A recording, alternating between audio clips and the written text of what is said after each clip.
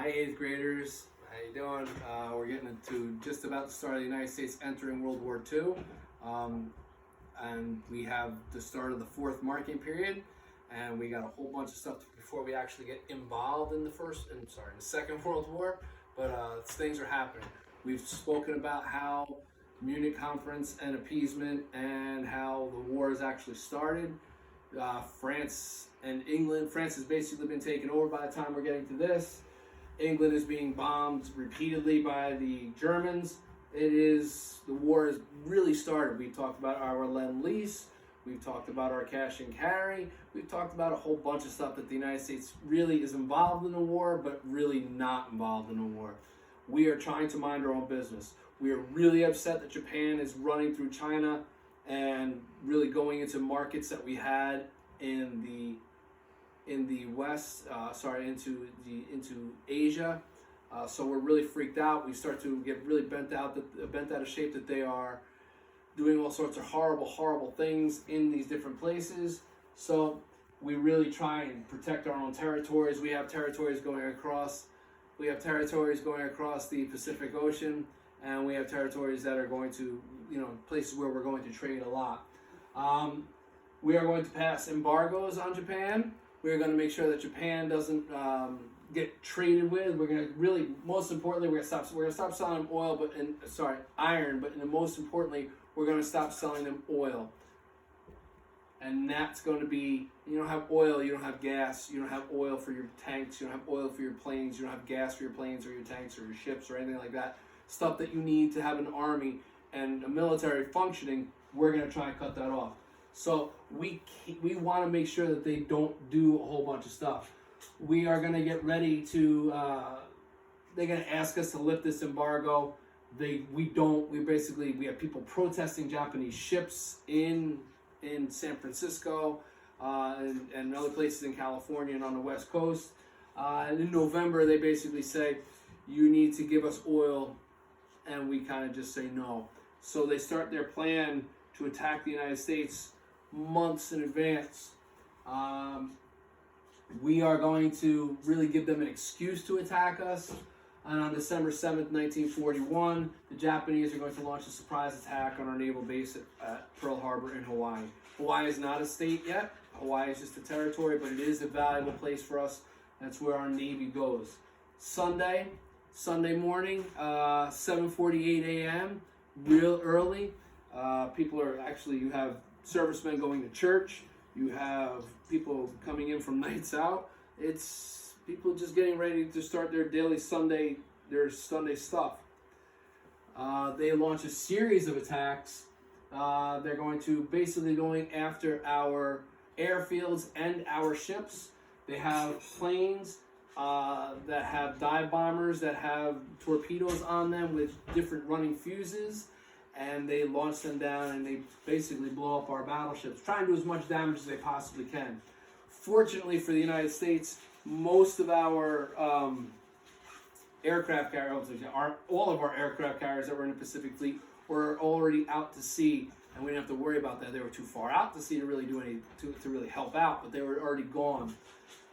They take out a lot of our planes that were on the ground.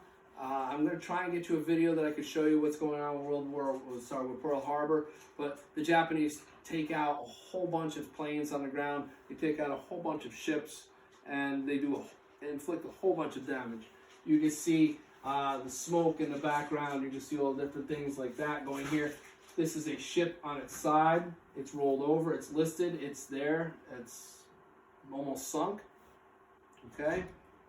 Here's another one that is of the USS West Virginia. All right, tells you right up there, if you can see it. It is sunk to an extent. I don't know if they fixed the West Virginia. I don't know if they raised the West Virginia, but it was certainly damaged. We did do a whole bunch of stuff to raise and fix a whole bunch of ships, but the USS West Virginia is right there. Once that happens, we declare war the next day on Japan. President Roosevelt goes in front of the Congress and asks them for a declaration of war. It was almost unanimous. There was one person who decided they didn't want to vote for war, A woman from Montana, I believe, a senator from Montana, basically said no, that she didn't want to vote for war. But we're really, really, really, really, really angry. A whole bunch of Americans join the military. A whole bunch of Americans sign up for any military action, the Army, the Navy, and the Marines. They are all going to go and fight. And women are going to go off and fight as well. But you can see that this is a picture of Uncle Sam, and we have a whole bunch of women doing various different things in different places, but I will talk to you a little bit later. This is a picture of the USS Arizona Memorial. This is in Pearl Harbor, Hawaii. You can go visit this now. You can visit it now, unless we're like they're under quarantine too, but I don't think you can fly out of New York, so we're there. But you can see right here is the memorial itself, but this outline right here is the Arizona. Okay?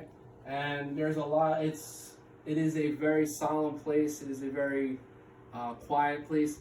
And there's a whole bunch of stuff that goes along with it. It's very bizarre. Like there's oil, that one drip of oil comes up every couple of minutes from the Arizona. It should have ceased to do that. It should have stopped doing that, oh my goodness, 10 years or 5 years after the Arizona was sunk. It's still doing it today.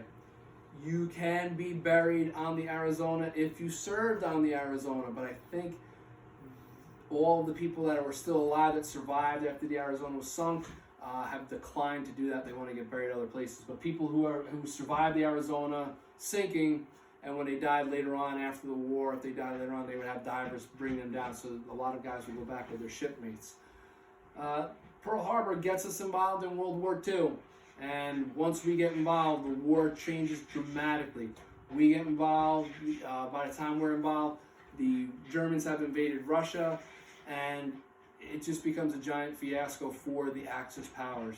They're not ready for us. Yamamoto, who was the Japanese naval leader, essentially what he says is after they bombed the United States, he says, I fear all we have done is woken a sleeping tiger. And they did. All right, we have gotten ready to go, and we're ready to fight. And we're going to talk about this later on as we go along. Okay, so I will see you guys hopefully really, really soon. And this is the start of the fourth marking period. If you're not doing work and you know your friends aren't doing work, you got to call your friends and tell them to get to work. Otherwise, they're not going to pass. So we'll talk to you later. Okay, bye.